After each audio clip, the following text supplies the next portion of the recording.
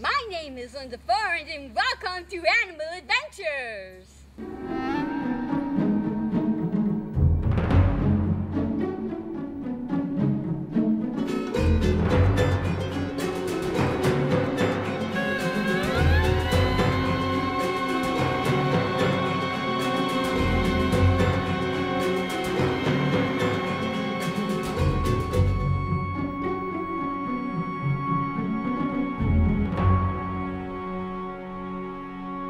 Today, we are here at the Mass Audubon Arcadia Wildlife Sanctuary in East Hampton, Massachusetts.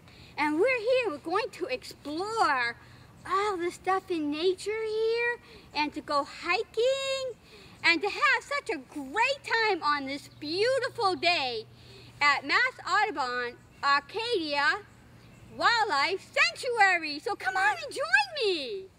Hi. Welcome to Mass Audubon Arcadia Wildlife Sanctuary. And I'm here with Connie Park. And can you give us your title, please? Well, I'm president of the Sanctuary Committee, which is a group of volunteers that advises our director. And I'm also involved as a volunteer in nature education and stewardship here at Arcadia. Connie, can you tell me the history of Mass Audubon? Yes, well, Mass Audubon, not to be confused with National Audubon, we were founded in 1895 by Boston society ladies. They were actually alarmed at the slaughter of birds for ladies' hats fashion. So I brought a sample hat with a feather because people love nature. They love to see things in nature. They're absolutely beautiful.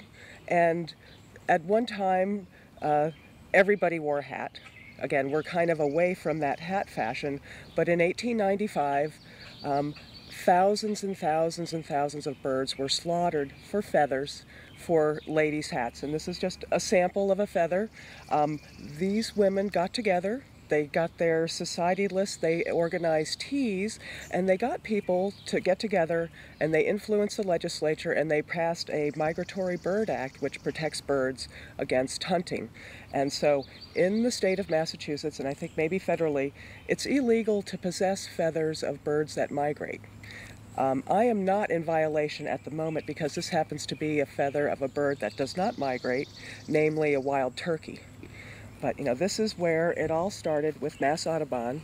You know, the ladies' hats. We want to save birds. There are some records of millinery houses. These are firms that would provide materials to hat makers. 200,000 herons in 1 year were slaughtered for their feathers in Europe for ladies' hats. And so out of this group, they came, you know, okay, we need to protect the birds, and then it was realized that birds need a place to live.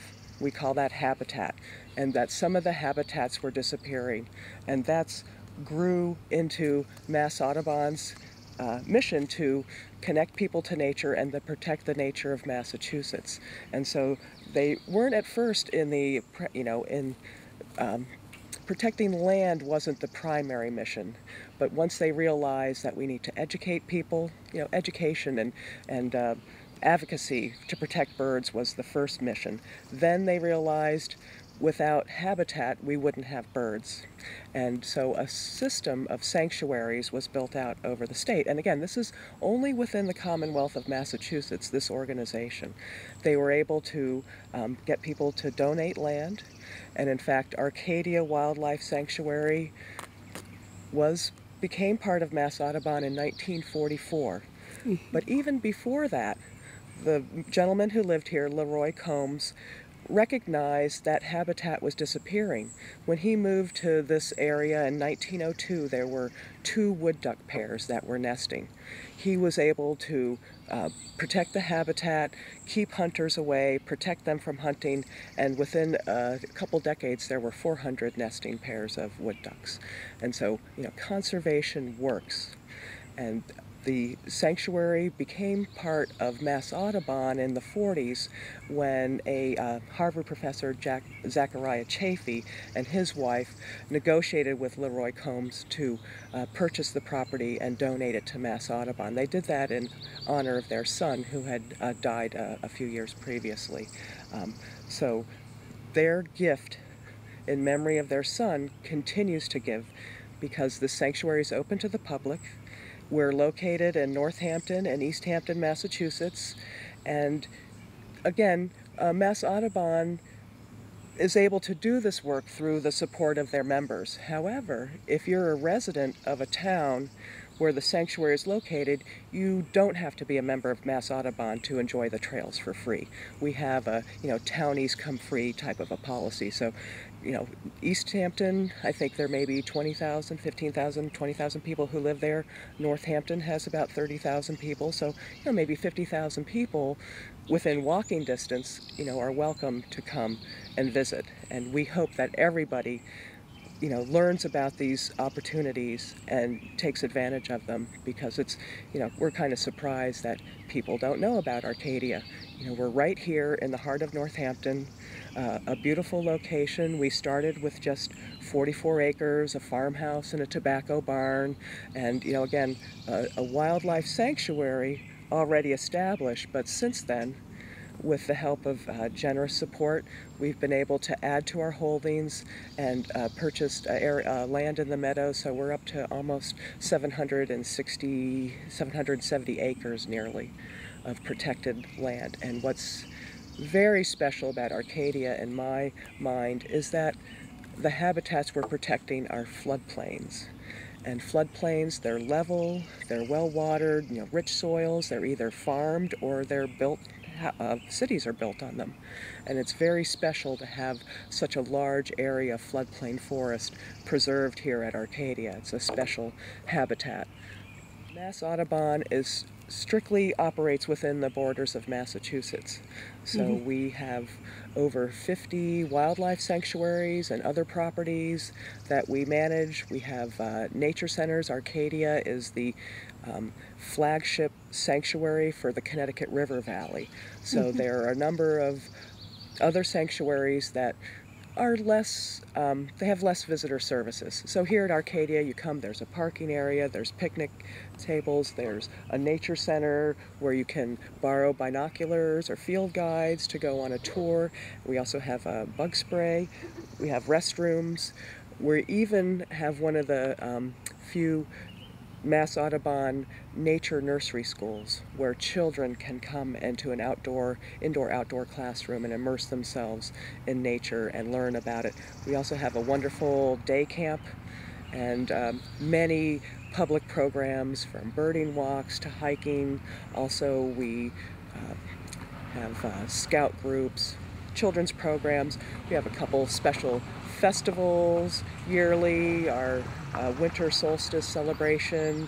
We have a wonderful community gathering and bonfire. We also have a festival in the spring marking the migration of salamanders. We call it the Big Night, where we have kind of a spring pageant where we have different skits in the woods and people are led by lantern light to visit different creatures of vernal pools. The focus on vernal pools, a special wetland habitat that is critical. Certain species must have a vernal pool in order to complete their life cycle.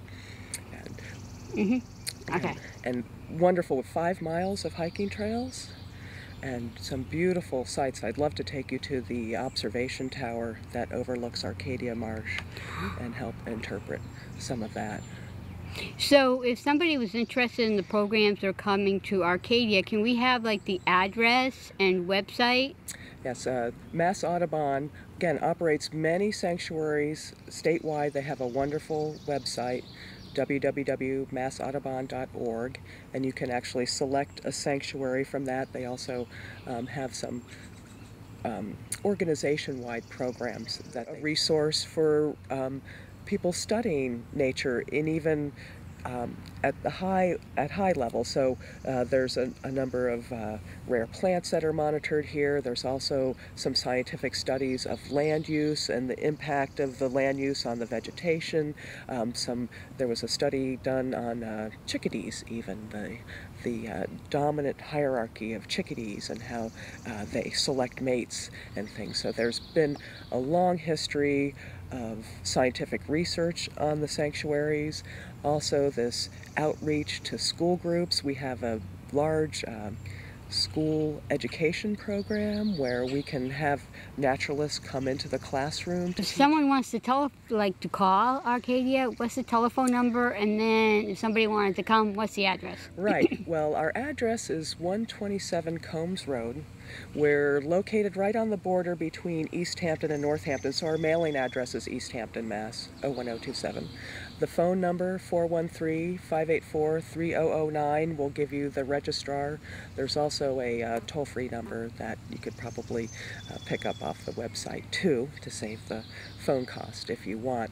We have registrars Monday through Sunday, usually in the morning, and they'll be happy to take your call, or you can always leave a message. Organization-wide programs that they do, including Birdathon, which is a really fun, friendly competition between sanctuaries where teams go out over a 24-hour period and try to count the number of species of birds that they find. And it's a fundraiser for Arcadia.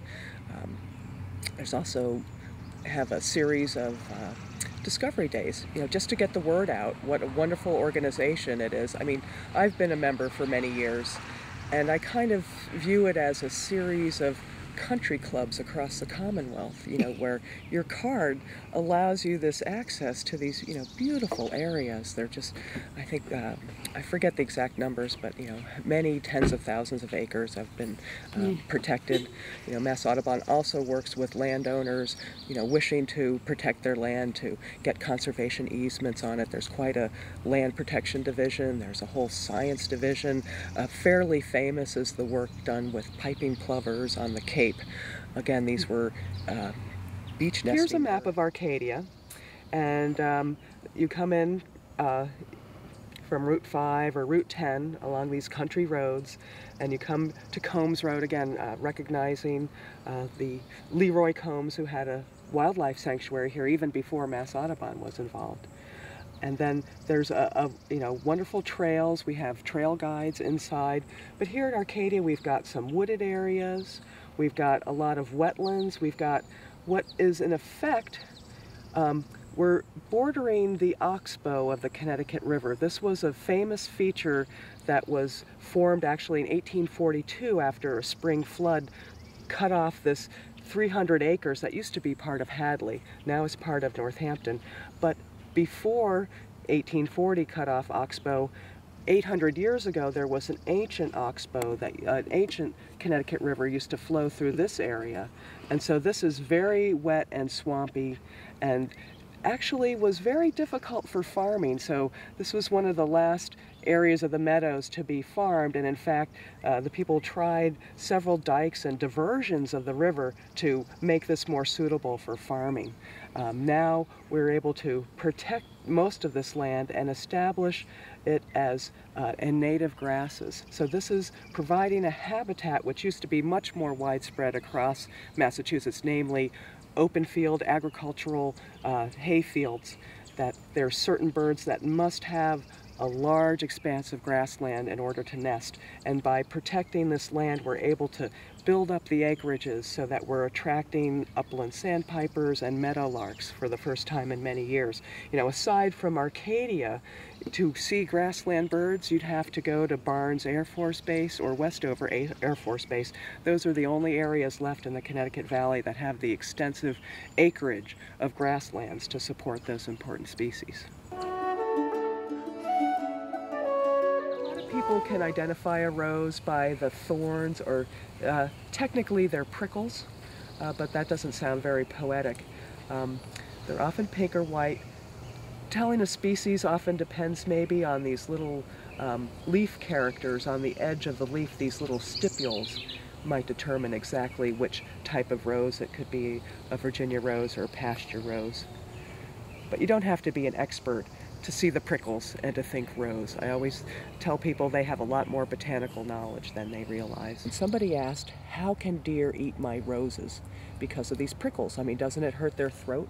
But apparently deer have a very thick mucus lining their esophagus that protects them from the prickers. Another thing we have is a piece of rock from the middle age of life, the time of the dinosaurs. It's a siltstone where tracks of dinosaurs have been preserved. So this is a sample. One of the claims to fame of the Connecticut Valley was the discovery by Amherst College President Hitchcock of dinosaur tracks, and that these, ancient organisms roamed the land here 200 million years ago. And so this was laid down. You can kind of see the ripple marks, a footprint or two where these evidence of these animals is preserved.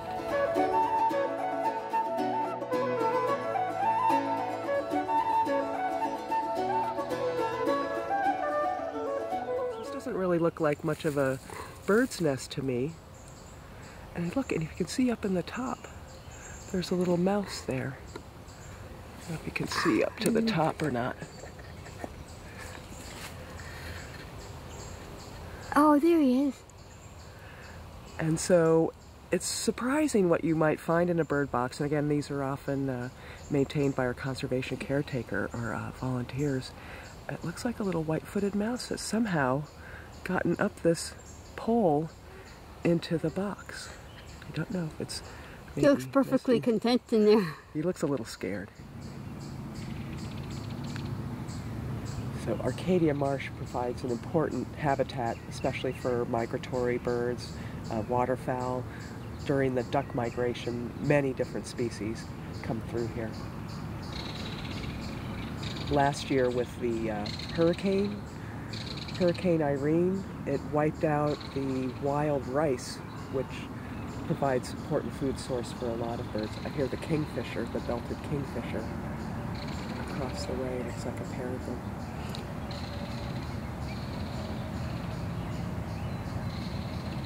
The best way to learn about animals is to make observations, and a lot of people kind of have the opportunity to observe backyard, suburban bird life. But when do you get a chance to go to a marsh and to see the wetland birds? Those are fairly well trodden, so it's not hard to find the trail. However, are you going, your wonder is, am I close to the nature center? Am I going away from the nature center, or am I coming back to the nature center? And the colored blazes on the trees, these little markers, will tell you that if you see blue, you're going away from the nature center. And if you see yellow, that means you're returning toward the nature center. One of the 36 vernal pools certified at Arcadia. These are seasonal bodies of water that dry up in the summer. They can't support fish because of that, and that makes it a special habitat suitable for rearing the young of wood frogs and spotted salamanders, creatures that need water to reproduce, but they basically live on land most of the time.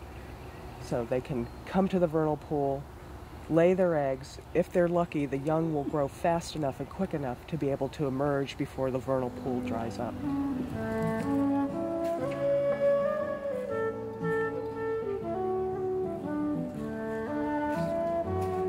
The marsh has kind of a low marsh area characterized by open water, then a mid-marsh, and kind of a high marsh.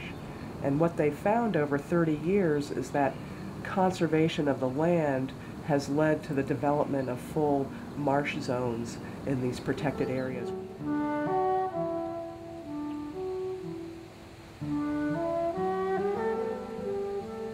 Bear love jewelweed.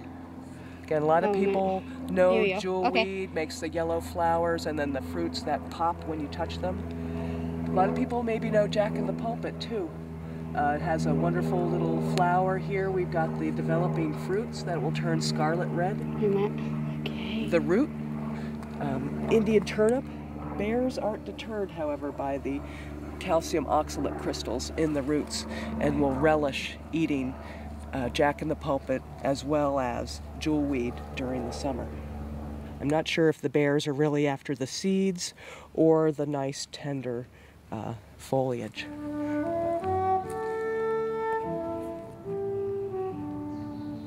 A special word for poop, it starts with S and ends in T, scat. And so a person who studies animal scat, a scatologist, would look at this and look, they wouldn't want to touch it, but they'd look to see maybe what was being eaten here. I don't know if this is evidence of bird seed, if it might be a bear scat or not. But this can give you a lot of information about animals. So if you want to find out if has been evidence of animals being around, you can check out and see if there's some scat. And then what happens is certain animals eat certain things, so if you check the scat to see if there's any berries, and that's like an indication of, say, what type of animal the scat is from, and then also the shape of it is one way too. You can tell. Size. And the size.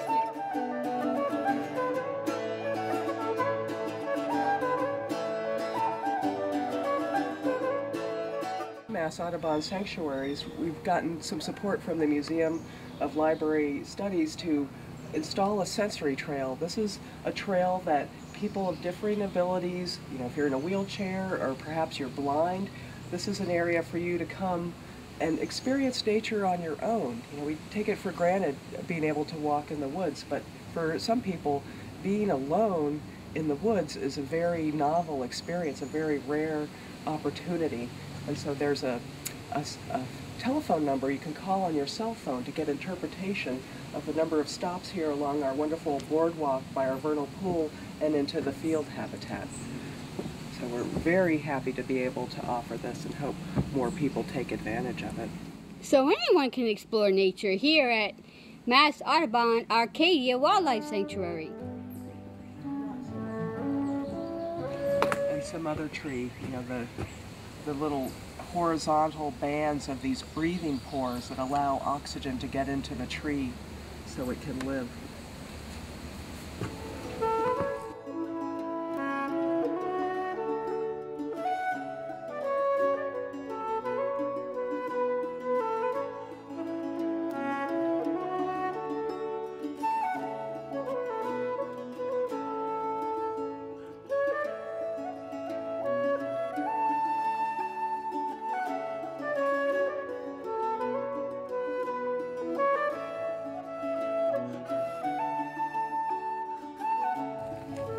So there are a lot of different habitats.